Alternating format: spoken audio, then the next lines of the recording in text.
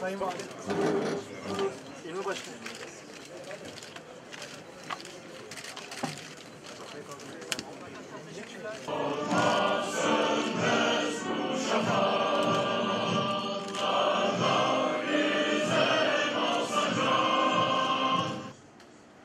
Türkiye gerçekten çok büyük sıkıntılı bir dönemi inşallah yakında geride bırakacak.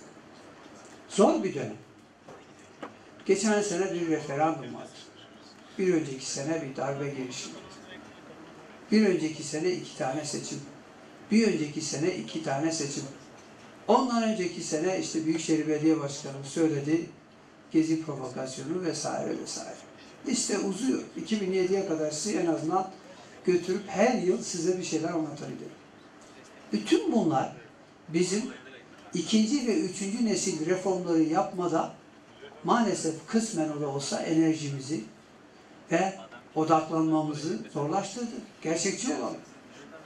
Ve bugünkü sıkıntılar kısmen bu şokları yansıtıyor. Başka bir ülke, bize benzer bir ülke, bu şokları yaşasaydı kısa süreli bir resesyona, daralmaya gitmezdi. Büyük olasılıkla depresyona girerdi. Bunalıma girerdi. 2003 yılından bu yana Türkiye ortalama %5.8 büyüdü. Bu Çin ve Hindistan'dan sonra en güçlü büyüme performansıdır. Basit bir rakam vermek istiyorum. Çünkü bir sürü şey söyleniyor. 2002 yılını 100 deyin. Reel olarak dünya 100'den 178'e çıkmış. Yani dünya 2003'ten bu yana 2002 eşittir 100, 2002 eşittir 100, dünya 100'den 178'e çıkmış. Yani %78 reel olarak büyümüş.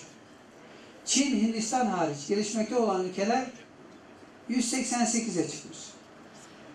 Türkiye 231'e çıkmış.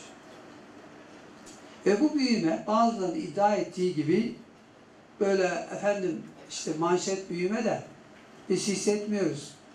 Gerçek değil. İşte tabana yaygın değil. Yani olacak iş değil. Ben bu nedenle, bu vesileyle birkaç rakam paylaşmak istiyorum. Sadece şu 10 yılda 8.7 milyon kişiye iş bulmuşuz. Şimdi büyüme kapsayıcı olması için insanların iş bulması lazım. Gelirlerin olması lazım. Evet. 8.7 milyon ortalama aile büyüklüğü 4 ile çarpın. Buyurun size ne kadar kapsayıcı olduğunu, ne kadar kişinin bu büyümeyi hissettiğini basit bir şekilde görmüş olursunuz. Otomobil, araç değil yani traktör, onları ayrı söyleyeyim, otobüs. Sadece otomobil satışları 91 binden 723 bine çıkmış. Traktör sayısı 7 binden 73 bine çıkmış. Düşünebiliyor musunuz? Yani liste uzun gidiyor. Geçen sene Türkiye'de 1.4 milyon konut satıldı biliyorsunuz. Tabii yani rakamlar çok net bir şekilde ortada. Ekonomi hem büyümüş hem tavan. Ha sorun yok mu? Var. İnşallah bu seçim kararı taze 5 yıllık bir perspektifle ve bölgesel sorunların da yavaş yavaş etkisini yitirdiği bir dönem ve bunun sayesinde Türkiye tekrar ikinci, üçüncü nesil reformlar üzerine yollar. Çünkü bu ancak bu şekilde büyümeyi yüksek ve sürdürülebilir kılabiliriz. Yan etkilerini ancak o şekilde yönetebiliriz. Onun için önümüzdeki dönemde çok net olarak hükümetimizin en temel önceliklerinden bir tanesi enflasyonla mücadeledir.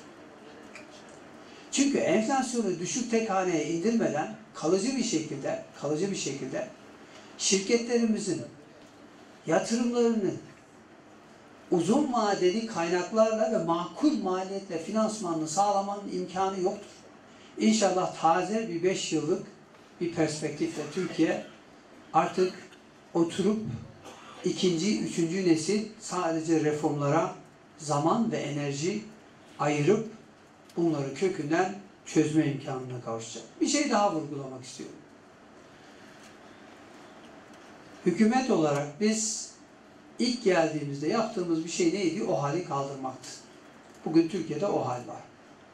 Ve bu hain darbe girişimi ve bütün terör örgütlerinin Türkiye'ye musallat olmasından kaynaklanmış zaruri bir durum olarak karşımıza çıktı. Ama bu ülkenin insanları ve bizler, hükümetimiz net bir şekilde Türkiye'nin demokratik standartlarının daha da iyileştirilmesi, hukuk devletinin daha da güçlendirilmesi konusunda zerre kadar tereddüt yok. Fakat bazı şartlar ülkeyi mecburen bu noktaya getirdi. Bu tehditleri azaldığı ölçüde inanıyorum ki Türkiye tekrar uluslararası toplumun en saygın ve en muteber üyelerinden biri olacak. Evet, gerçekten herhangi bir sektör için ama özellikle de halı sektörü ki Türkiye için ve Gaziantep için kritik bir sektör, insan yani nitelikli insan çok önemli. O nedenle buradan şunu açık bir şekilde söyleyeyim. Gaziantep'e biliyorsunuz biz Bakanlar Kurulu tasarıyı meclise gönderdi. Yeni bir bilim ve teknoloji üniversitesi kuruyoruz. İnanıyorum ki bu üniversitenin bünyesinde mühendislik anlamında tabii ki yerel sanayi dikkate alacak bölümlerin açılması, insan yetiştirilmesi son derece makul. Yani Gaziantep inanıyorum ki Orta Doğu'da en önemli sanayi ve ticaret üssü, turizm merkezi oluyor ve çok daha güçlü bir şekilde konumlanacak. Tabii makine halısında Gaziantep dünyada lider. Rakamlardan bahsedildi. Ben tekrar girmeyeyim ama gerçekten bazı sektörlerde Gaziantep'in bu kadar ciddi bir şekilde kümelenmeye imkan sağlamış olması gelecek açısından da önemli adımlar atmamızı gerektiriyor. Onun için tabii ki nitelikli insan her şeyin başı. Biliyorsunuz hükümet olarak biz eğitimi önceliklendirdik, bütçede en çok payı eğitime harcıyoruz. Dünyanın en rekabetçi şehirleri arasında yer alan Gaziantep'in önümüzdeki yıllarda da bizi gururlandıracağına yürekten inanıyorum. Değerli katılımcılar, Türk kültürünün, sanatının ve geleneklerimizin önemli parçalarından biri olan halılarımız dünyanın her yerinde göz doldurmaya, tercih edilmeye başlandı. Küçük el tezgahlarından başlayan halı ve kilim dokuma öykümüz bugünlere elbette kolay gelmedi. Türkiye, 2013-2017 yılları arasındaki 5 yıllık dönemde 10,6 milyar dolarlık halı ihracatına imza atmayı başardı. 2017 yılında dünyaya 2,2 milyar dolarlık halı ihraç ettik. Halı ihracatımızın toplam ihracatımız içindeki payı %1,4 seviyesinde gerçekleşti.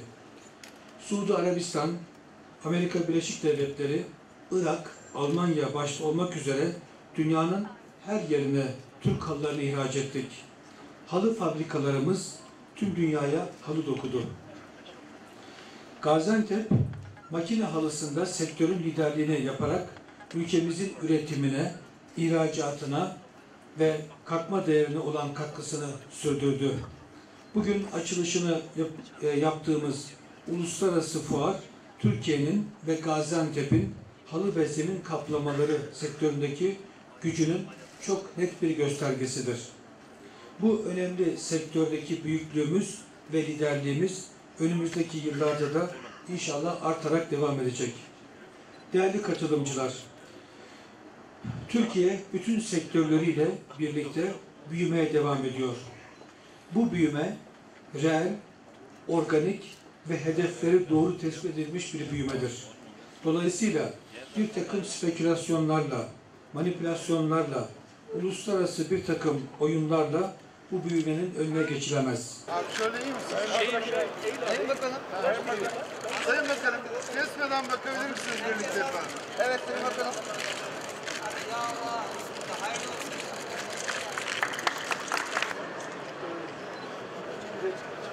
Kullanılan malzeme sağlıklı mı? Ama hav yok değil mi? Tozlaşma hiç.